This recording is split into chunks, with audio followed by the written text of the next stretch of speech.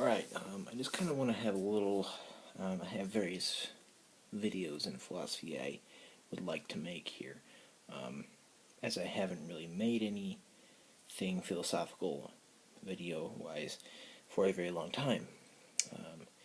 It's primarily been because I've kind of been laid up from having a broken leg and having to have surgery because I got hit by a car. So I kind of have been, like, kind of, I guess, lazy, but I'm kind of on the upswing. I have about 5 weeks left of being on crutches, so kind of on the upswing from this. So I have various videos I want to make here. Anyway, I kind of want to have a little bit of an intro to something in the philosophy of religion that one would call a religious epistemology.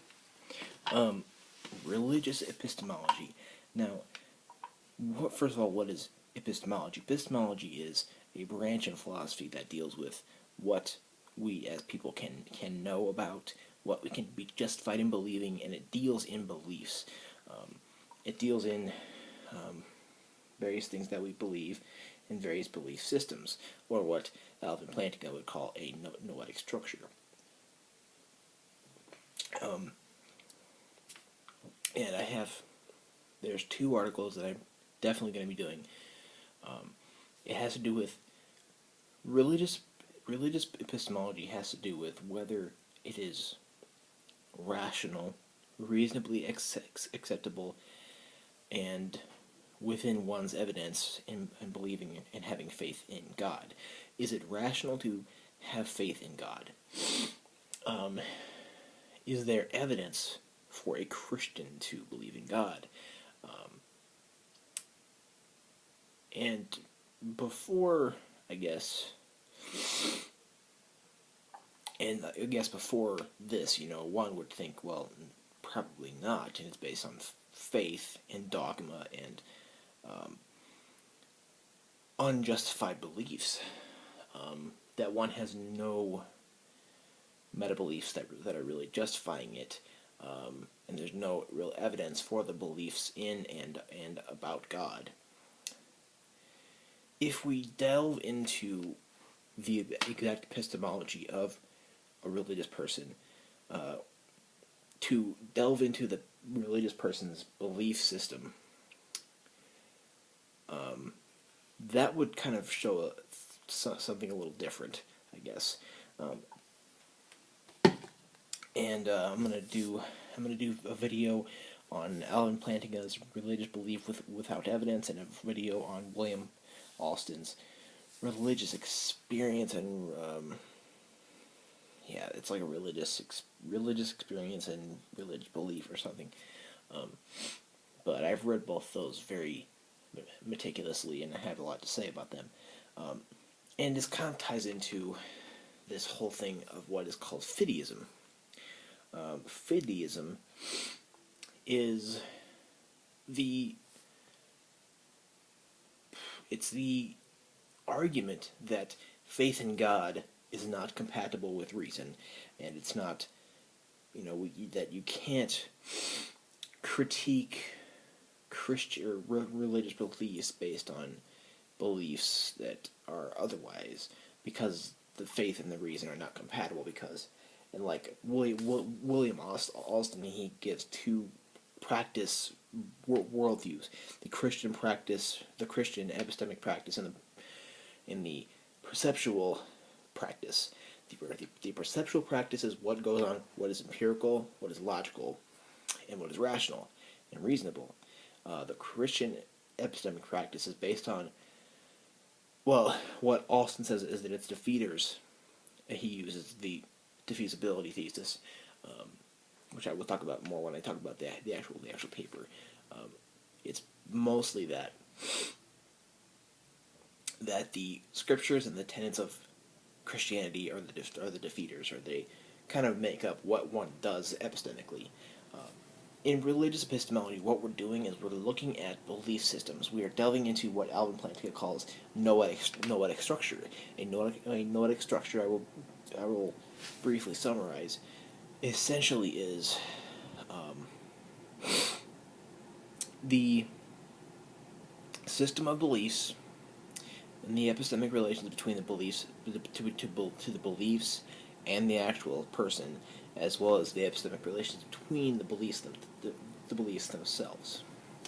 Okay, so in a religious epistemology, we're basically going to be looking at the belief system, or the noetic structure of the Christian and the atheist. And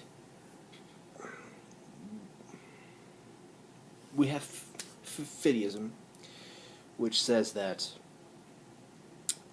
faith in God and reason are not compatible, and that those who are living their life and understanding things by way of logic and reason cannot critique or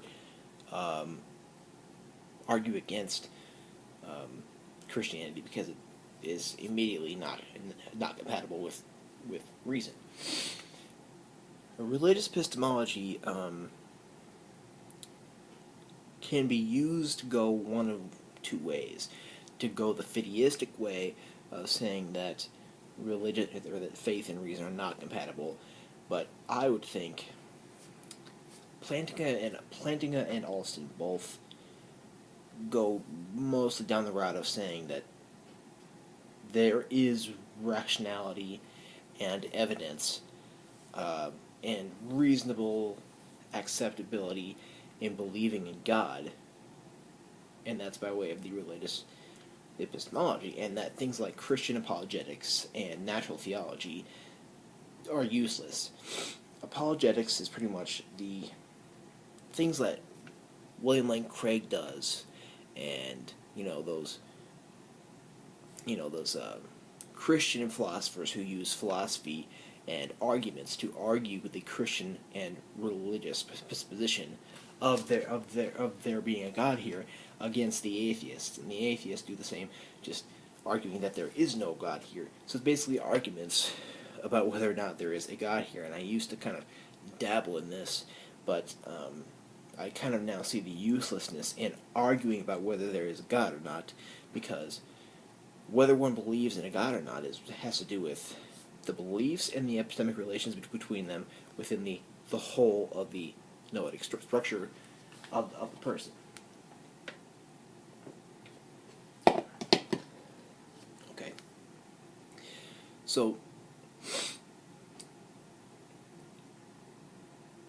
what this is doing is kind of saying that, in natural theology, by the way, is like the main arguments for and against God, like the cosmological argument, the ontological argument, the teleological argument, and also issues about God's attributes and the problem of evil, and arguments for religious, arguments saying that, I experienced X, therefore, God exists. Those main, arguments for and against God. That's not natural theology, but it's mainly reduced to those few traditional arguments for the existence of God. So I would like to just kind of introduce this kind of thing of religious epistemology. It's about the belief systems. And when I talk about, in later videos, when I talk about Plantinga and Alston, the ultimate, I guess, thing I want to talk about is whether or not faith in God is rational. And this has actually gone back to the 19th century and beforehand. It makes me think of a debate between Mendelssohn, a Jewish philosopher in the 19th century, and Jacobi. Mendelssohn, if I recall correctly, was saying that faith and reason are not compatible. Jacobi, on the other hand, was saying that faith and reason are compatible, and that faith in God is reasonably acceptable. I have videos about those two that I made a long time ago. Anyway, I just kind of wanted to introduce this kind of thing. This is a big thing in philosophy of religion. It's a big thing about doing epistemology with respect to religious beliefs and looking at the actual system of beliefs and making inferences about those things. And Plantinga and Austin both do, and I think they are both right. And I will get into that further. If you have any questions, feel free to comment below. If it's a good question and not something that's and not something stupid, I normally respond.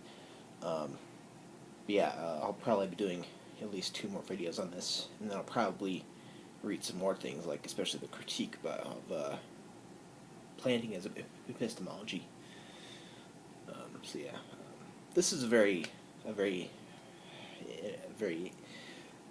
interesting thing, because I think I will say it at the outset. I will say that I do think faith in God is rational, and that is due to the fact that beliefs in and about God are basic, and I do consider myself a foundationalist when it comes to the structure of beliefs, and that's something I didn't get into a lot more, because Plantinga, what he does is, first he rejects natural theology as to the usefulness, and kind of attacks basic beliefs. He doesn't really like basic beliefs. He kind of sees problems with them. And I wrote a paper on this for my philosophy of religion class that I